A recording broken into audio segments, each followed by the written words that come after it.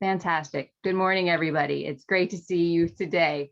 I'm Val Ross, for those of you who I have not had the pleasure to meet yet, and I work at the New York Wine and Grape Foundation. And today I wanted to welcome you to today's webinar on the export program, specifically our export program in the Japanese market. The export program, as many of you know, is a long-standing and really important marketing program that has helped put New York wines top of mind for trade, media, and consumers in target markets all over the world. And in fact, the Foundation has been running this program since 1993, and it is made entirely possible with funding support from the USDA's Foreign Agricultural Service, or FAS. And the attachés and the agricultural counselors in each market are an extremely important part of our in-market team, and we appreciate all of their continued support, and we really look forward to working with them again this year. And today I'm also pleased to introduce the other partners that are leading our targeted efforts in Japan. You might know them by name, but we're really glad that we have a chance to introduce them to you today, at least virtually. For over 2 years now, the Foundation's been working with Bryant Christie to help us coordinate our international efforts. Bryant Christie, or BCI, as you might see them in your email, is a market development firm who works with various agricultural groups and associations like ours who seek to expand their international sales. So I just wanted to say welcome to Melissa Balding. She is here joining us today. It's very early in the morning for her, so thanks for getting up with us. We have folks joining from the West Coast and folks joining from Tokyo, so truly an international endeavor today. Melissa and her colleague, Sarah Gelpy-Hooker, work with our team. They've been absolutely instrumental in helping us keep our global teams organized, helping us implement marketing activities, and assisting us in monitoring our budget and compliance regularly. Absolutely thankful to BCI with their assistance over the past few years. We've really embarked on a process of kind of continuous improvement for the export program. And I do feel that we were rewarded this year. As many of you know, we were rewarded with a significant increase to our budget. So thanks to them, and thanks to all of you for your active engagement in the program. The export program did just get underway. We have a program year that runs from July 1st through June 30th.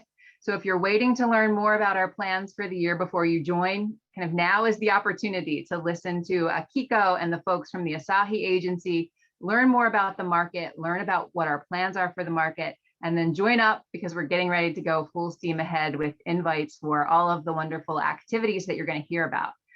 And so I guess with that, I'm happy to introduce today's speakers, our partners from the Asahi Agency in Tokyo. So thanks for staying up late with us tonight. As with all of Foundation's market representatives, the Asahi Agency was selected as our partner through a competitive RFP process, and they've been doing a fantastic job for us. The Asahi Agency has a long list of clients who they assist with entering the Japanese market, grow their business, and achieve success. And we're certainly pleased to have them as partners and to welcome them as today's webinar. Our representatives from the Asahi Agency that we have with us today are Takenori Beppu, who is a wine educator and sommelier, and Akiko Kurose. She's going to be talking to us more about the developments in the Japanese market. I believe I'm handing it over to her also to talk about our specific plans for the year. So Akiko, it's wonderful to see you again. Thank you for being here. I will hand it over to you. Thank you, Valerie. So I will share screen first.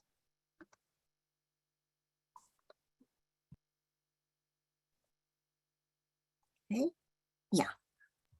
Perfect. So thank you very much for the introduction, and welcome to the Japan market overview.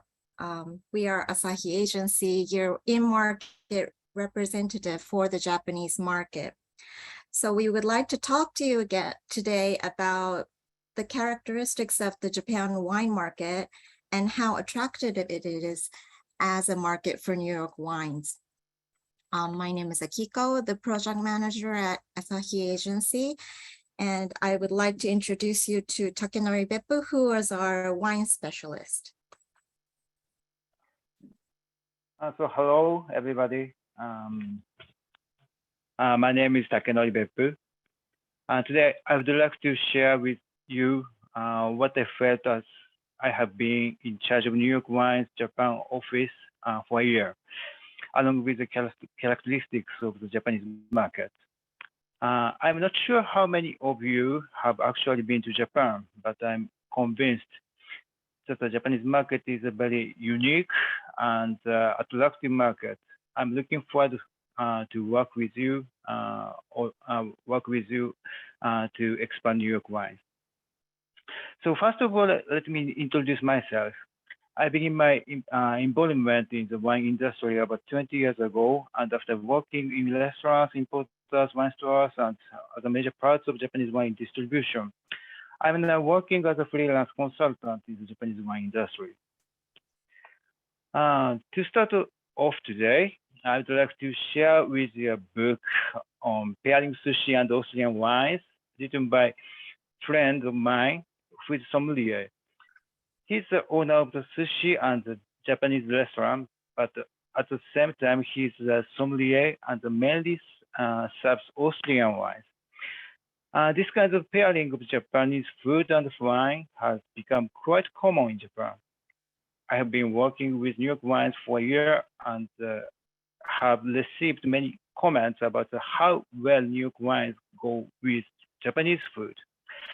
I would like to continue to consider this point as an attraction of New York wines, and I would like to everyone to experience it when you come to Japan. Okay, so we go ahead to explain the wine market landscape and market trends of Japan, followed by an introduction of activity plans for this program year. So Japan is almost on the other side of the globe from New York with a 13-hour time difference, population of approximately 125 million. The personal consumption of wine is roughly 3.2 liters per capita. Traditionally, Japan has no culture of drinking wine. However, as of today, we can say that it has become a pervasive culture. The average consumption of wine in Japan has continued to grow slowly, with the exception of these few years due to alcohol restrictions related to the pandemic. But it has tripled in these 30 years. So one of the reasons the Japanese wine industry is unique is the presence of the Japan Sommelier Association. The Japan Sommelier Association has over 50 years of history and their own diploma system. It is an organization with over 33,000 members, playing an important role in wine education. The Japanese really love to study and acquire qualifications for wine.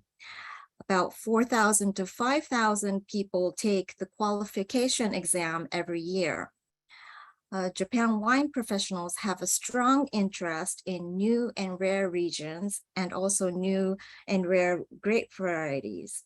We hear often from wine producers of other foreign countries and regions that they're surprised to receive very detailed questions at seminars or tastings in Japan. On the other hand, points by wine critics are not considered that important compared to other countries. And the competitors are not only wines, as Japan alcohol market is highly sophisticated. Traditionally, sake and Japanese distilled spirits shochu is consumed. However, it is beer and RTDs that account for more than half of Japan's alcohol consumption. RTDs have grown significantly, especially in this recent years. Wine accounts for only around 4% of the total alcohol consumption. And of this wine consumption, a large portion comes from the low-priced wines sold in supermarkets, discount stores, and convenience stores. So the market size for premium value-added wines is currently limited, and various countries and regions are competing here to gain presence. So let's take a look at the figures of import wines in the market. This chart shows the volume of imports to Japan by country. France has long been the top country, but in 2015, Chile overtook France. The main cause for this was the FTA between Japan and Chile signed in 2007, which eliminated tariffs, which was game-changing for Japan's wine consumption, making low-priced wines popular, and also increasing the wine consumption. Following this, the EU-Japan EPA was signed in 2019, supporting the increase of European wine exports to Japan. Also, the US-Japan trade agreement has also entered into force in January 2020, which will have definitely have a positive impact on imports of wine from US. So the next chart shows the average unit price of wines by country. As mentioned earlier, the average unit price is low for Chile wines, and this is due to the many low-priced wines from Chile. In contrast, US has the highest unit price. The majority of US wines is from California. Although there are some low-priced wines sold in supermarkets, premium wines such as those from Napa Valley are very popular among Japanese professionals and wine lovers. So this is the result of long-term activities of organizations such as the California Wine Institute and Napa Valley Vintners representative offices in Japan. And as a result of consistent promotions and brand building activities, California wines is mentioned in the premium wine category along with Burgundy, Bordeaux, and Champagne in France.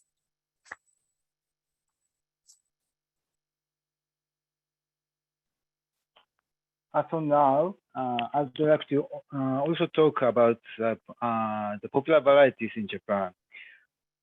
First, let me say that this is a material collected at all price points. So just because the variety appears to be less popular doesn't mean that is less possibility. Rather, many New York wines are mid-priced or higher in Japan, and many are for on-premise. So it is very possible that a rare and interesting variety could be an advantage. What we are seeing? Think of it this way. The more popular variety is, the more rivals there are.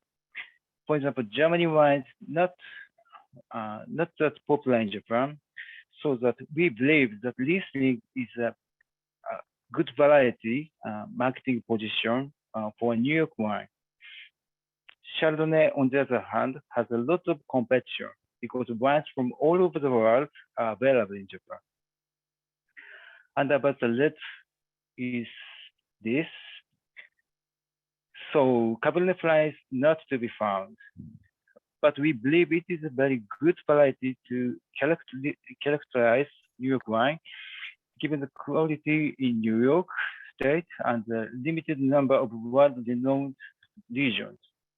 Merlot is popular with the general public, and the Pinot Noir is popular with wine lovers. But as you can see, there is still a lot of competition for both. However, due to its image as a cooler region, we feel that many sommeliers are interested in New York Pinot Noir. Also, many people in Japan are interested in New York wines and how they relate to Japanese wines.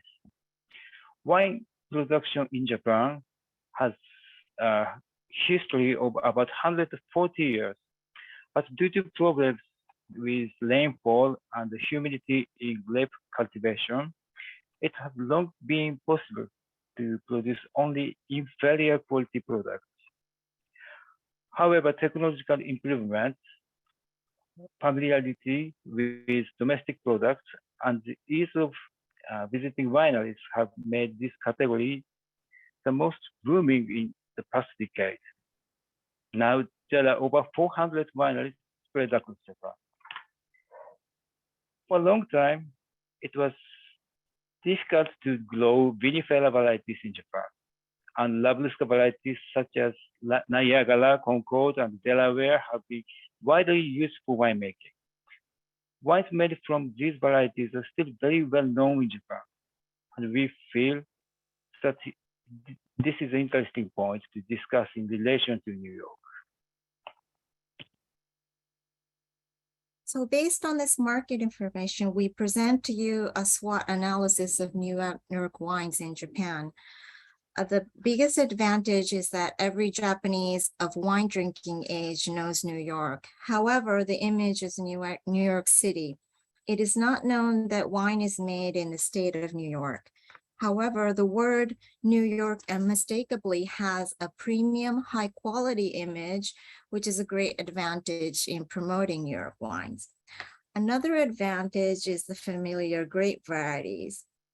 Riesling, Chardonnay, Cabernet Franc, and Merlot are familiar among wine lovers in Japan. Also, as Takenori just mentioned, the Lambrusco varieties are well-recognized varieties for Japan wine. On the other hand, the lack of recognition of New York as a wine region is a challenge. Also, with a tough competition in the budget price range, for example, in supermarkets, where we consider it difficult for New York wines to compete. The biggest challenge is the shipment issue. With no low container load reefer options, the importer needs to consolidate shipments to create a container or ship by air. This either makes the order a lot larger than the ideal or also affects the price. So since COVID and now with the current inflation, it's becoming even more challenging. Also, the strong dollar is making the situation difficult for importers to add New York wines to their portfolio in the short term. However, we also have a lot of opportunities. Wine from the cool climate regions is attracting attention in Japan as well. As mentioned in the beginning of this presentation, Japanese cuisine is traditionally delicate, using less oils or animal fats. So it does not match full-bodied wines or wines with a strong oak flavor. The popularity of elegant, delicate wines with a nuance is growing significantly these years.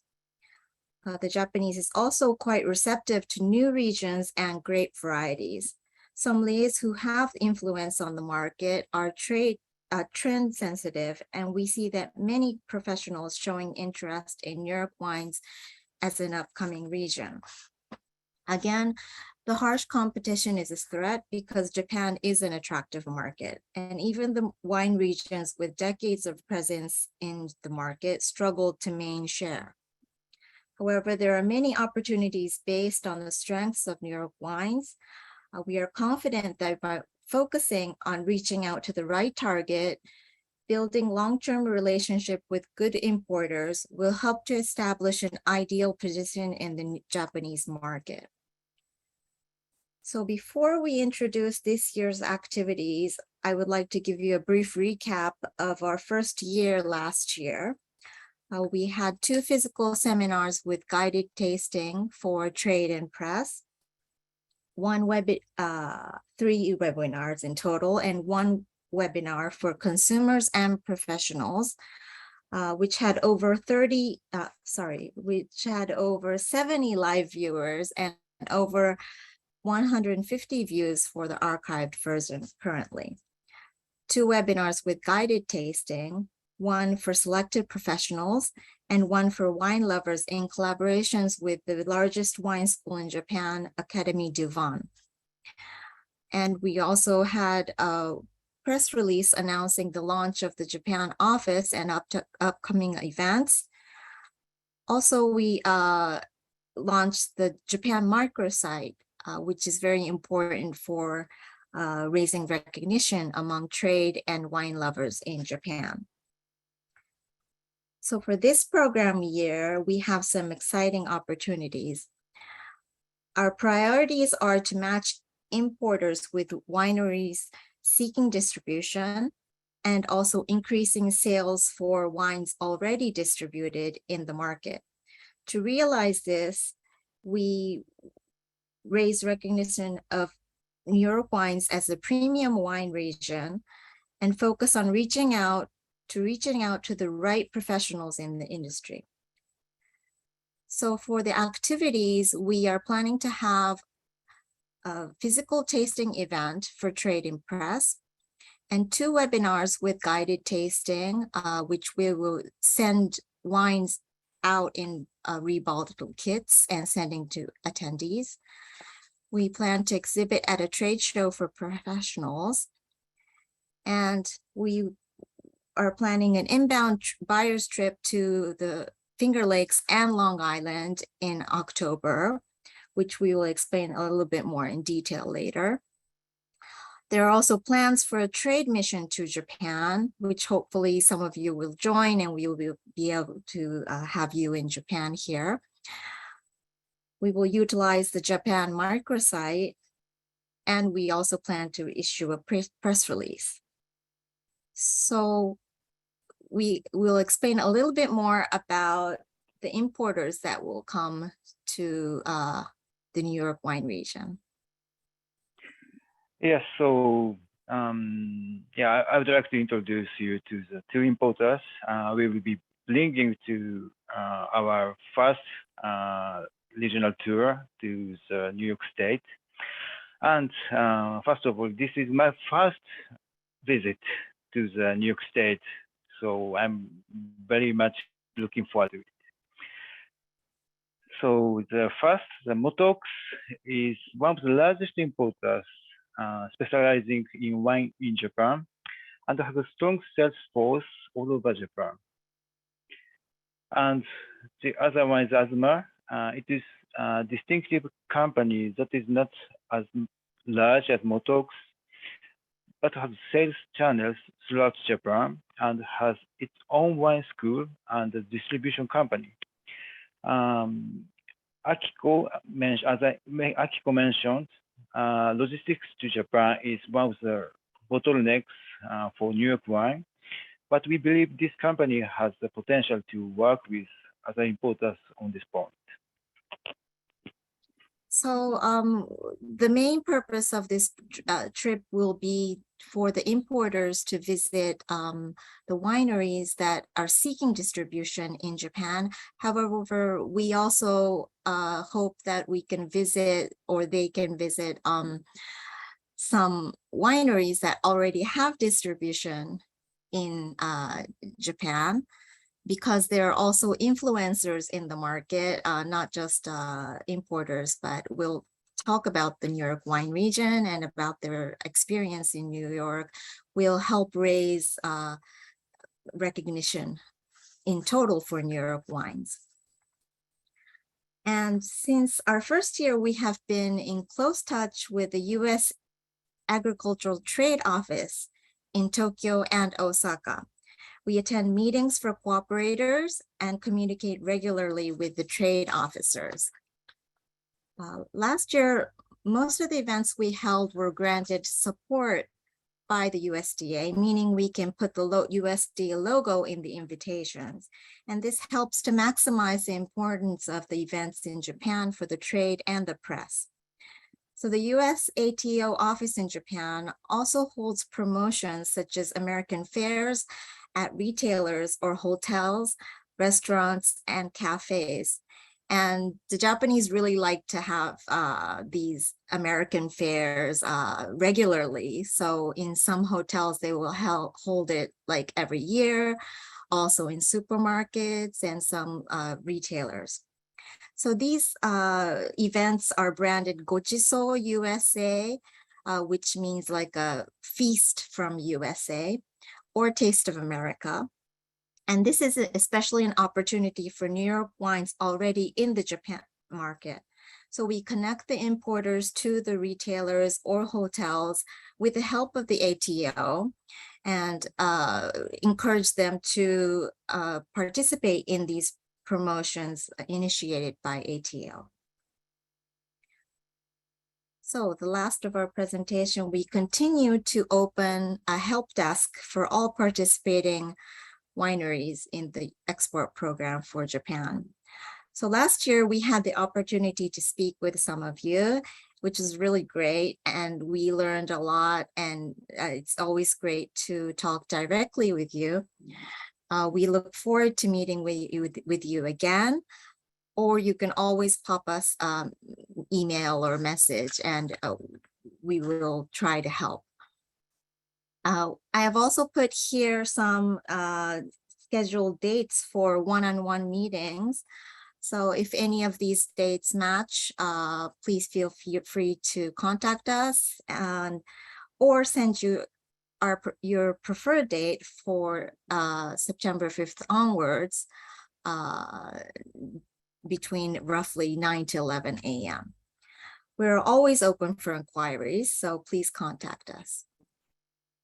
Thank you. Thanks very much, Akiko. That was great. There's usually so much information that I know a lot of people just want to take it back and kind of think about it and then ask questions. But I did want to give folks an opportunity to ask questions since you're here now, opening up the floor for folks. I think there is a shipment currently, if I'm not mistaken, being coordinated. So many of you, if not all of you on the line live here, have been invited. If you have indicated that Japan is one of your priority markets. So I don't know if you want to talk a little bit about what that shipment is for. For the shipment, so we have one shipment for the entire year. So for the activities, the tastings, the trade show participation, also the guided tasting webinars for the wines that are shipped will be presented at these events. Okay, so essentially, if the wineries perhaps are listening to this and haven't been invited yet to send in wines, is there still time, or can you just refresh my memory on what the deadline is to contribute wine to that? Or is it past? Yeah, Melissa, maybe you can help me on that. Yeah, I can chime in. What's very unique about a shipment to Japan is there's a very rigorous testing and a certificate of analysis that needs to be obtained before the shipment can get cleared. So right now we're still kind of working through some of the processes to get those certificates of analysis. So if you're interested and you have not yet started, there's still time. Email me right now and I can send you all the information. And if you're kind of fast and zippy and dedicated, we can absolutely get your wines on this shipment still. It'll be a little bit of a two-task approach where you'll be sending wines to consolidation and sending wines to be analyzed at the same time. But the idea is that all those certificates will be coming back in time for a shipment to get out the door and in Akiko's hands. Yeah, it's a delicate balance. It's a wonderful dance, apparently. So, okay. I think that the other thing would be the inbound trade mission and the kind of trade mission to Japan for our wineries. So those invites will come later in the year, correct? If we want to schedule an appointment for the importers to visit your winery, everybody who's indicated that they're interested in Japan will either have a visit or some sort of activity with those importers. And then those who are going to be invited to Japan will have some outreach for you later in the year, hopefully well in advance, like a couple of months in advance. Okay, perfect. Okay, not seeing or hearing any other questions, but still happy to take those. We will be getting the recording of this out as well as the PDF of the presentation. And we'll certainly send along Melissa's email if you don't have it, just in case you want to submit your wines for Japan ASAP. And it was delightful to see you, Akiko and Takenori. Again, I know we haven't seen each other in a long time, but thank you for all the work that you're doing on our behalf. We really appreciate it. Thank you, Valerie. And I just want to mention that if you have any questions, if the winery is participating and maybe considering which wines to ship, we or Takenori maybe help in making the final decisions. Of course, we haven't tasted most of the wines, so it's sometimes difficult, but you can always just drop us a line. Wonderful. Thank you for that. Yeah, I know we want to take advantage of Takenori's specialist expertise and wine education. So we do have a couple questions coming in. Oh, I think maybe we've gotten an answer. But in any case, do we have an idea of when the trade mission to Japan will be? The month of the year? I think on the calendar, it's March, Okay. but I don't know if that's like fixed or. Yes, we're aiming for March. This trade mission is going to be a joint trade mission. You'll hear a little bit more about this later today if you're on the Asia Pacific call, but it'll be a joint trade mission with Japan and Korea. Perfect. Thanks, Melissa. All right. And I think Melissa popped her email address in there. So with that, if there are no further questions, it was great to see all of you again this morning and this evening, and have a great rest of your night and hopefully get some sleep. Take care. Thank you. Thank you. Bye. Thank you. Thank you.